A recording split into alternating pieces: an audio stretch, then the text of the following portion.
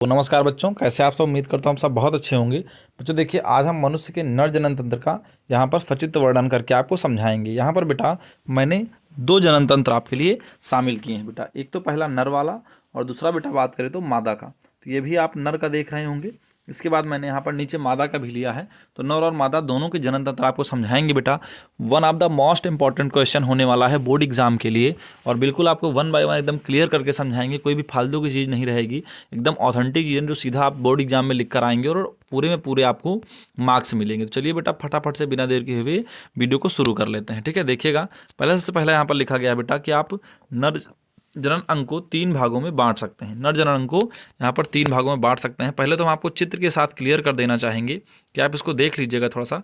नर जनन तंत्र, हाँ, सबसे पहले बेटा नर जनन तंत्र ऐसा कुछ दिखता है आपको। ठीक है, ये साइड से लिया गया चित्र है। और यहाँ पर क्या होता है बेटा, सबसे पहले तो ये शुक्राशय होता है, जो आप ये देख रहे हैं, ये शुक्राशय लगे होते हैं। उसके बाद बेटा ये ब्लैडर होता है, जिसको हम लोग मूत्राशय बोलते हैं। ठीक है, उसका बेटा मूत्र नलिकाएं यहाँ से लगी हुई होती हैं, और ये शुक्रवाहिनी होती है बेटा। ये जो आप संरचना देख रहे हैं, ये हमारा पूरा वृषण कोष होता है, जिसमें हमारे वृषण पाए जाते हैं, और 2 वृषण यहाँ पर पाए जाते हैं नर जनन तंत्र में। बात करें बेटा तो ये मूत्र मार्ग होता है। ठीक है, ये जो पतली हुई संरचना आई है, ये मूत्र मार्ग है। और ये पूरा जो संरचना आप देख रहे हैं, ये सिसन, जिसको हम लोग पेनिस बोलते हैं। ठीक है, ये यहाँ पर प्रोस्टेट ग्रंथि होने वाली है, और ये मूत्राशय है, यहाँ से मूत्र जो है मूत्र नलिका द्वारा निकलकर सिसन से बाहर आता है। ठीक है बेटा, तो ये मैंने आपको पूरा कंप्लीट पिक्चर जो के रूप में आपको समझा दिया है। चलिए वन बाय वन इसका चीज़ें पढ़कर हम आपको क्लियर करके दिखाते हैं। देखिएगा बेटा, लिखा हुआ है मुख्य जनन अंग। ठीक है, मुख्य जनन अंग क्या होते हैं, तो लिखा गया सबसे पहला बेटा मुख्य जनन अंग में वृषण हमारा पाया जाता है। लिखा गया मानव में एक जोड़ी वृषण उदर गुहा से बाहर वृषण कोष में स्थित होते हैं। मानव में एक जोड़ी जो वृषण होते हैं वो उदर गुहा से बाहर की ओर स्थित होते हैं। वृषण लगभग 4 से 5 सेंटीमीटर लंबा व 2.5 सेंटीमीटर चौड़ा व 3 सेंटीमीटर मोटा होता है। मैंने जो आपको वृषण समझाया जो नीचे था बेटा, वो लगभग 4 से 5 सेंटीमीटर लंबा, 2.5 सेंटीमीटर चौड़ा व 3 सेंटीमीटर मोटा होता है। वृषण अनेक कुंडलित नलिकाओं के बने होते हैं। जो वृषण होता है बेटा, वो अनेक कुंडलित नलिकाओं के बने होते हैं, जो शुक्रजनन नलिकाएं कहलाती हैं। इन शुक्रजनन नलिकाओं में शुक्राणुओं का क्या होता है, निर्माण होता है। यानी वृषण में ही बेटा क्या होता है, शुक्राणुओं का निर्माण होता है। सबसे पहला तो मुख्य जनन अंग के अंतर्गत सिर्फ और सिर्फ वृषण आता है, इस चीज़ का आप ध्यान रखेंगे। आगे देखिएगा बेटा, कुछ सहायक जनन अंग भी होते हैं। ठीक है, तो सहायक जनन अंग के अंतर्गत बहुत सारे अंग आते हैं। जैसे सबसे पहला अधिवृषण आता है। अधिवृषण में क्या होता है बेटा कि ये लगभग 6 मीटर लंबी, पतली और अत्यधिक कुंडलित नलिका होती है, जो वृषण के अग्रपक्ष तथा भीतरी भाग को ढकने में सहायता करती है। यह अति कुंडलित होकर लगभग 4 सेंटीमीटर लंबी चपटी होती है, और आदि वृषण में शुक्राणु का संग्रहण व परिपक्व होता है। देखिए बेटा, शुक्राणु बनते तो वृषण में हैं, लेकिन अधिवृषण में शुक्राणु जो है वो परिपक्व होते हैं, और 6 मीटर लंबी लगभग अधिवृषण नलिका होती है, और घूम घूम कर बनी होती है, मतलब कुंडलित होकर लगी होती है। तो 4 सेंटीमीटर चपटी होकर ये बनी होती है। आगे बात करें बेटा शुक्रवाहिनी की, आप देख सकते हैं यहाँ पर अगली हेडिंग हमारे यहाँ पर शुक्रवाहिनी है ना बेटा। शुक्रवाहिनी क्या होता है, देखिएगा, लिखा हुआ है प्रत्येक अधिवृषण से एक शुक्रवाहिनी निकलकर उदर गुहा में प्रवेश करते हुए शुक्राशय से बाहर आते हुए मूत्र मार्गे अधर भाग तक खुलती है। देखिए, शुक्र मतलब क्या होता है, शुक्राणुओं का। वाहन मतलब क्या होता है, ले जाने वाला।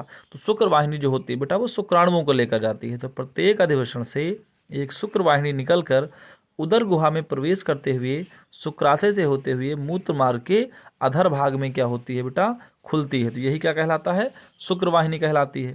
अगला बात करें बेटा अगर शुक्राशय की, तो यहाँ पर देखिए शुक्राशय क्या है ना। शुक्राशय, शुक्राशय में लिखा हुआ है यह एक द्विपालित थैनीलुबा ग्रंथिल संरचना होती है। कितनी कैसी बेटा, द्विपालित थैनीलुबा ग्रंथिल संरचना होती है।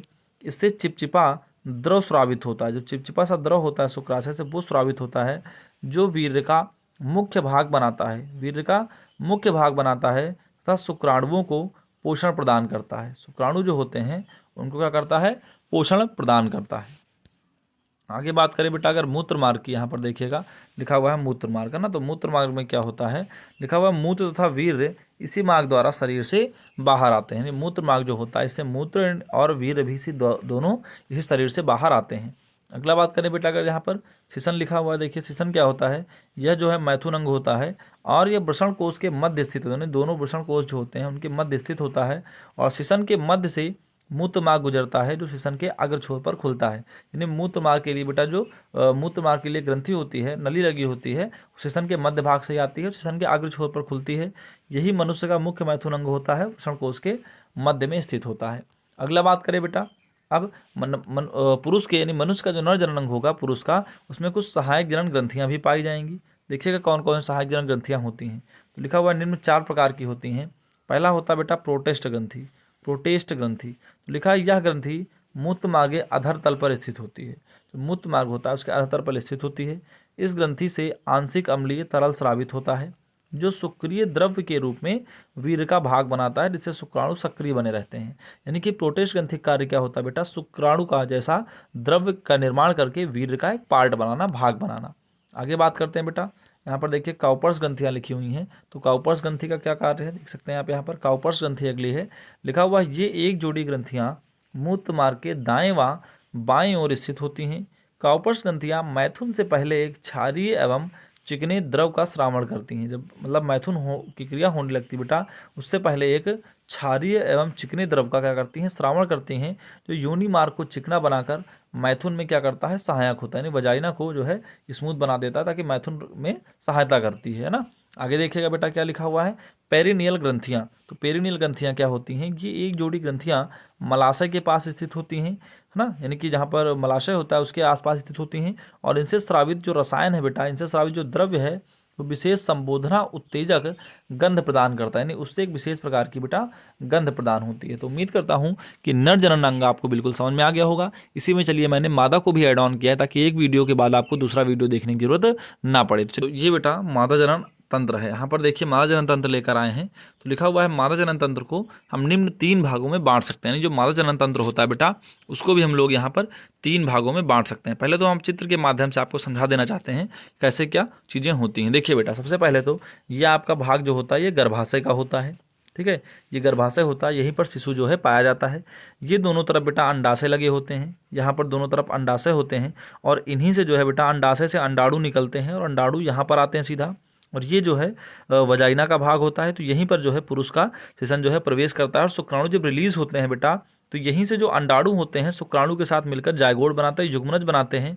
युग्मनज बनाने के बाद वो भ्रूण सीधा करके गर्भाशय में रोपित हो जाता है, और ये इस तरफ फैलोपियन नलिका वगैरह लगी होती हैं।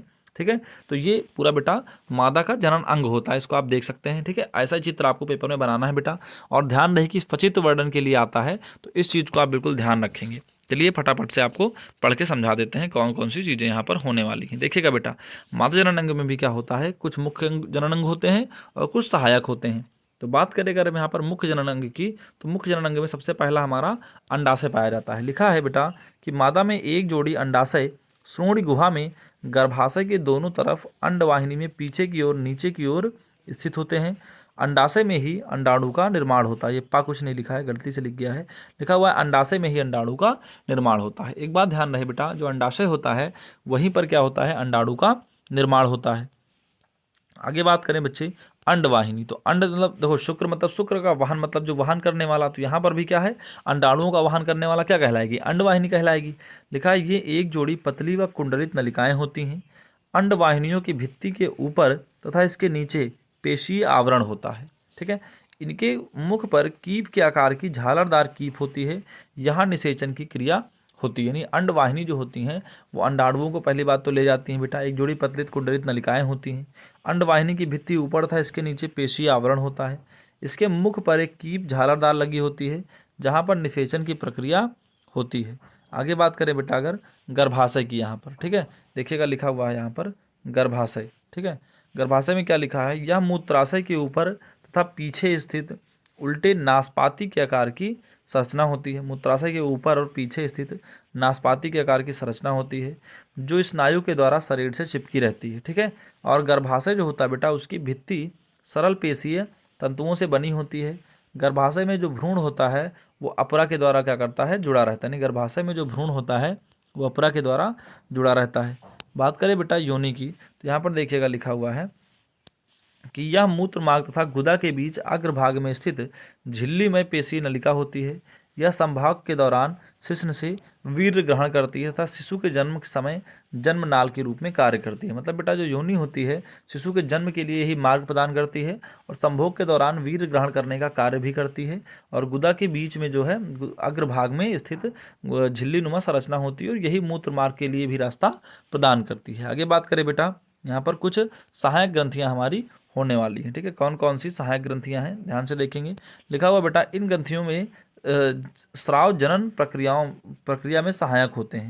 यानी इन ग्रंथियों के स्राव, यानी ये ग्रंथियाँ जो होती हैं सहायक ग्रंथियाँ जो स्राव करती हैं, तो ये स्राव जनन प्रक्रिया में सहायक होते हैं। इस प्रकार की ग्रंथियाँ बेटा दो होती हैं। यहाँ पर देख सकते हैं आप, पहली लिखी गई है बर्थोनिल ग्रंथियाँ।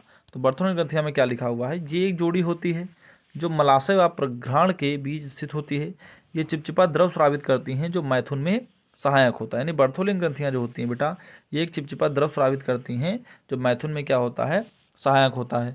बात करें बेटा दूसरी, तो दूसरी यहाँ पर लिखी गई है स्तन ग्रंथियाँ। ठीक है, स्तन ग्रंथियाँ लिखा हुआ एक जोड़ी स्तन ग्रंथियाँ वक्ष के अधर भाग में स्थित होती हैं। वक्ष के अधर भाग में स्थित होती हैं। ये दुग्ध श्रावण करने वाली ग्रंथियाँ होती हैं। ठीक है बेटा, और प्रत्येक ग्रंथि 15 से 20 पालिकाओं की बनी होती है। इन पर उभरे हुए चूचुक पाए जाते हैं।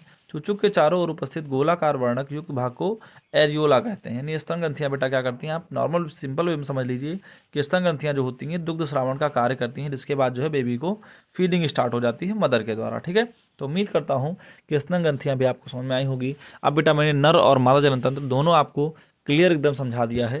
उम्मीद करता हूँ कि वीडियो आपको पसंद आया होगा। वीडियो का पसंद आया हो तो वीडियो को लाइक कर देना, चैनल को जरूर सब्सक्राइब कर देना, क्योंकि हमारे चैनल पर आपको ऐसी वीडियोस मिलती रहती हैं। तो आज के लिए बस इतना ही, मिलते हैं अगले वीडियो में, तक के लिए जय हिंद और वंदे मातरम बच्चों।